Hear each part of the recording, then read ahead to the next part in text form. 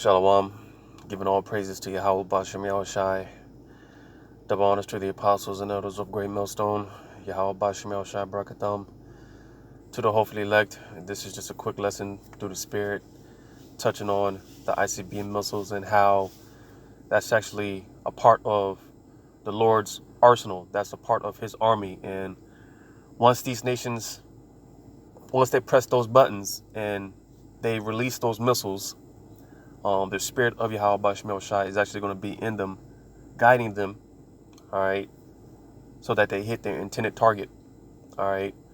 So just real quick, I'm going to go through this, and I got a few other precepts that come to mind, but I'm going to start here in Joel chapter 2, verse 1. It says, "Blow ye the trumpet in Zion, and sound an alarm in my holy mountain. Let all the inhabitants of the land tremble, for the day of Yahweh cometh, for it is nigh at hand, a day of darkness and of gloominess, a day of clouds and of thick darkness. As the morning spread upon the mountains, a great people and a strong, there have not been ever the like, neither shall be any more after it, even to the years of many generations." Yeah, because when this great destruction comes, all right, this is going to be a destruction that has never been witnessed ever, all right. This is why this day of Yahweh Shema Shai, this is going to be a very terrible day, man. None like it. All right. Contrary to what these people believe, man, especially these Christians, they look forward to the second coming of who they call Jesus. But in reality, the second coming of who is his real name is Yahweh Shai. The day that he comes, makes his second coming and cracks forth throughout those clouds, man. This is actually going to be a very, very, very terrible day. All right. Very horrific, horrible day. All right. So verse 3, it says, "A fire devoureth before them, and behind them a flame burneth." And again, what fire is this talking about? Again, it's going to be the fire from those ICBM missiles. All right. Because America is going to be completely obliterated. This place is going to get hit with so many missiles. It's going to actually turn this whole landmass, talk about America, this whole landmass into a lake of fire. And that's the lake of fire that you read about in the book of Revelation. But they're not going to just hit America. All right. Once they get shot forth throughout, once the nations press those buttons, they're actually going to be sent throughout the four corners of the earth. And like I said, the spirit of Yahweh Shemel Shai is going to be in them to hit their intended target, But again, this devouring fire, this is what it's talking about, because this is another precept that talks about how basically, back in the ancient world, how they fought wars was with basically buckle and shields, screaming and limbs getting chopped off, right? But you see, this battle, this battle is going to be fought with burning fuel of fire. All right. Again, talking about those missiles, because again, that's the plague of Yahweh Shemel Shai. That is going to be the final plague, the final judgment of Yahweh Shemel Shai. All right. And again,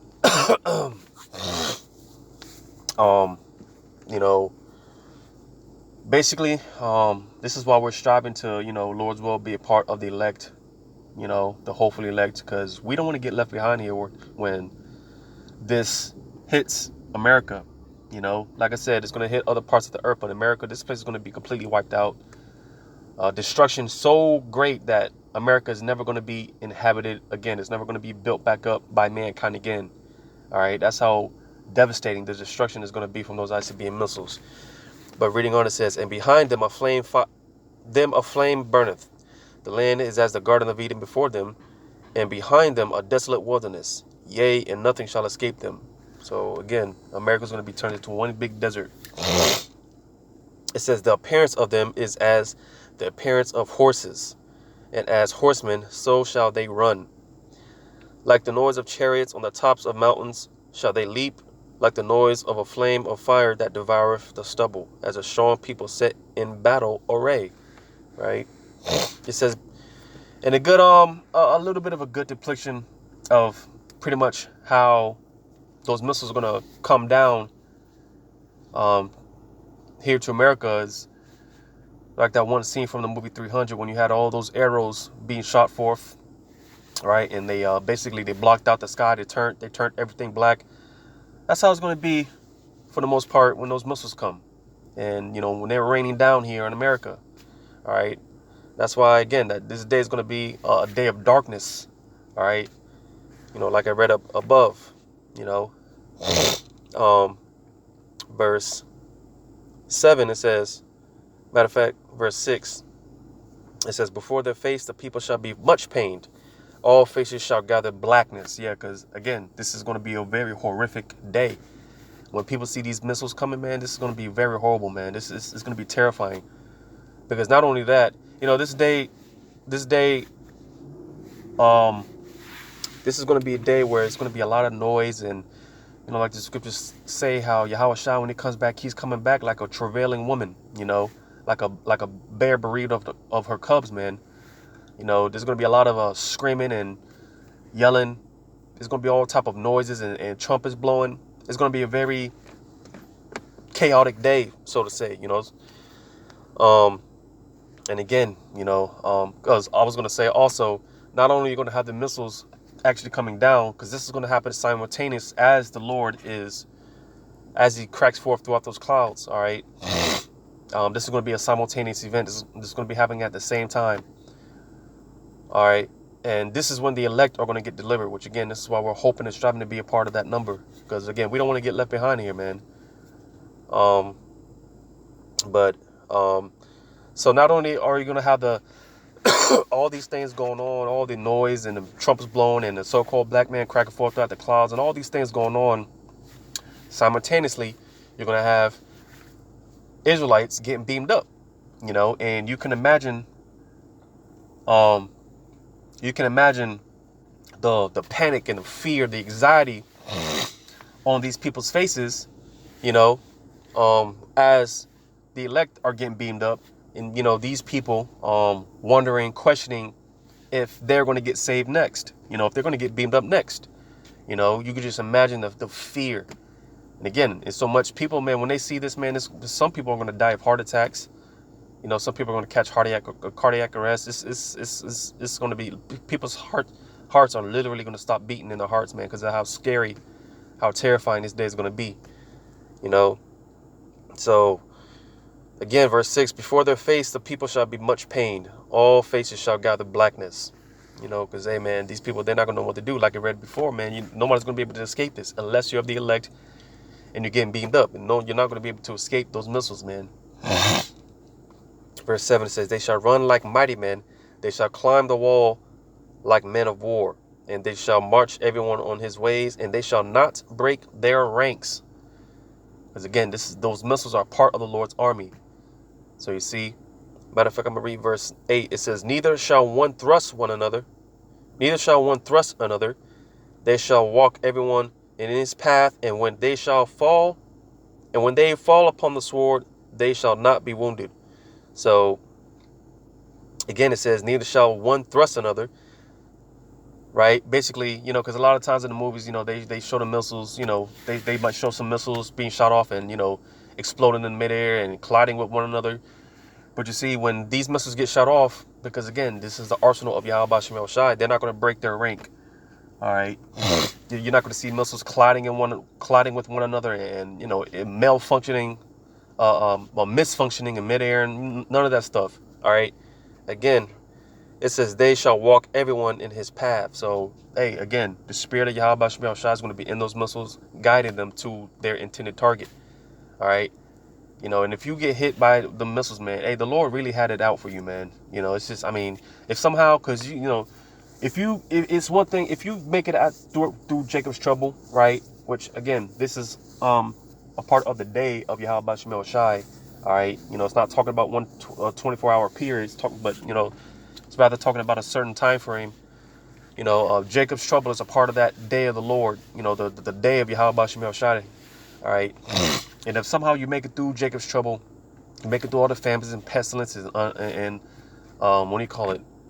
You make it through all the what do you call it, man? The newly created beasts, and everything that the Lord throws out here, man. If somehow you make it through all that, and you get preserved from missiles, the Lord really had it out for you, man. Because that's, again, aside from Jacob's trouble, because Jacob's trouble alone, people are going to be dying horrible deaths, very horrific deaths. But those missiles, again, that's hey, man.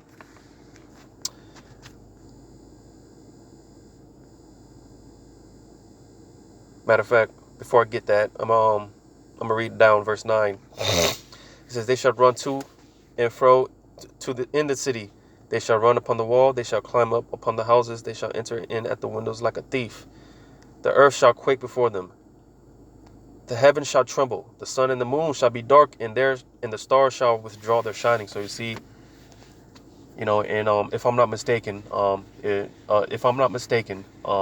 because often when it talks about how the sun and the moon, the stars being darkened, or if I'm not mistaken, I do believe that's a manifold meaning. Because like I said, the sun and the sun and the moon, the sky is basically going to be blacked out. But also the sun and the moon is synonymous with wisdom and wisdom, knowledge, and understanding. Because that's also going to be the day that Yahweh Shai really, because Esau's kingdom is already fallen. All right. But that's going to be the day, because when Yahweh Shai shows up, that's going to be the day that he really, delivers the knockout blow. All right. And with that being said, Esau's kingdom, his wisdom, knowledge, and understanding on the left hand is going to be completely done away with. But verse 11, it says, "And Yahweh shall utter his voice before his army." So you see, again, because this is a part of the Lord's arsenal. All right. And again, those missiles, they're not going to break their ranks. They're not going to thrust one another. All right. It says, "For his camp is very great, for he is a strong that executeth this word. For the day of Yahweh is great and very terrible, and who can abide it?" And the answer is, again, no one, unless you get delivered, unless you get beamed up in those chariots. Right. But I do believe that was it on that. So yeah, just real quick, I'm gonna get this in Hebrews chapter 12. Hebrews chapter 12 and verse 29. It says, "For our power is a consuming fire." And what's contained in those missiles? Fire. Right? So again, the spirit of Yahweh Shemel Shai is likened unto fire. So again, that's how the Lord, that's how the spirit of Yahweh Shemel Shai is going to be able to guide those missiles. All right. Because his spirit is like fire. So again, it says, "For our power is a consuming fire," So you see that, and what's ultimately going to be doing a lot of this consuming? Those missiles. All right. Because again, that is the plague, the final judgment, the final curtain call of Yahweh Shemel Shai. All right. So I'm going to just get this. I'm going to edit out. Zechariah chapter 14. And this is why we do not want to get left here, man. We do not want to get left here when those missiles when they hit this place.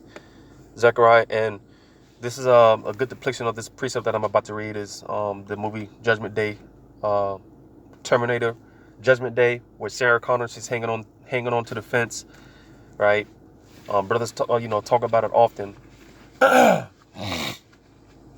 Brothers talk about it often. It's a good clip to watch, because you see Esau, man, these elites, they know these scriptures, man, and this is why they put this stuff in the movies and the games and stuff like that. They know these scriptures, man, and this is why they built their bunkers and try to build their space stations, because they think they're going to escape the judgment of Yahweh Shemel Shai, which they are. The super rich elites, they are actually going to escape, right? Because they're going to be the first fruits of slavery. So the Lord is going to preserve them, just so that when it's time for the men of the Lord to become hunters, because right now we're fishers, and when it's time for us to become hunters, we're going to, the Lord's going to send us out to, fetch these different elites from these bunkers and whatnot, and, round them off right into slavery. So these elites, they are actually going to make it out. They're going to be preserved through this destruction. But Zechariah 14 and 12, it says, "And this shall be the plague wherewith Yahweh will smite all the people that have fought against Jerusalem." So you see, All right, this is the plague the Lord is going to smite these nations, man. Again, this is why the scriptures talk about how he's basically gathering these nations up. He's stirring up their minds to get them over there to the Middle East in the valley of the Jehoshaphat, the Yahweh or Yahweh's judgment. All right, because they're going to receive this plague too.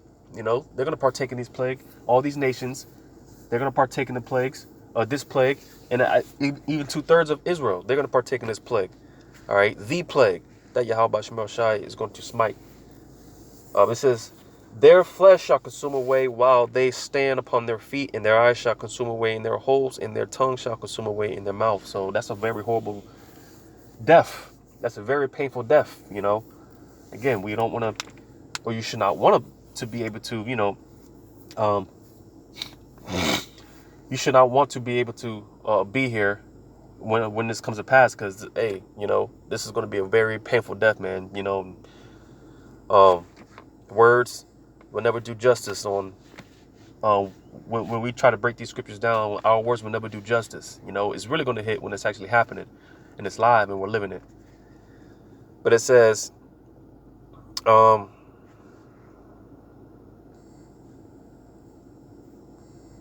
verse 15, it says, and so shall be the plague of the horse, of the mule, of the camel, and of the ass, and all the beasts that shall be in these tents as this plague. And it shall come to pass that everyone that is left of all the nations which came against Jerusalem shall even go up from year to year to worship the King, Yahweh of hosts, and to keep the Feast of Tabernacles. So that was pretty much it. Just wanted to get on how basically this plague, you know, verse 12, right, talking about this plague, because again, this is the plague, the final judgment of Yahweh Shemel Shai. All right, this is going to be the final curtain call. All right, you know, for everyone that didn't do right, you know, and I'm talking about the 2/3 of our people, because like I said, these nations, they're going to taste the missiles, but even more so 2/3, they're definitely going to eat those missiles too, man. You know, so again, just to sum it up, man, dealing with the ICBM missiles, those are actually a part of the Lord's army. That's a part of his arsenal, and his spirit, which is a consuming fire, is going to be in those missiles, which contains fire. And that's how the Lord's going to be able to, the spirit of Yahweh Shemel Shai is going to be able to guide those missiles so that they hit their intended target. You know, so hopefully this is edifying, giving all praises to Yahweh Shemel Shai, double honors to the apostles and elders of Great Millstone. Yahweh Shemel Shai, Brakathum to the hopefully elect. Those will until next time, Shalom.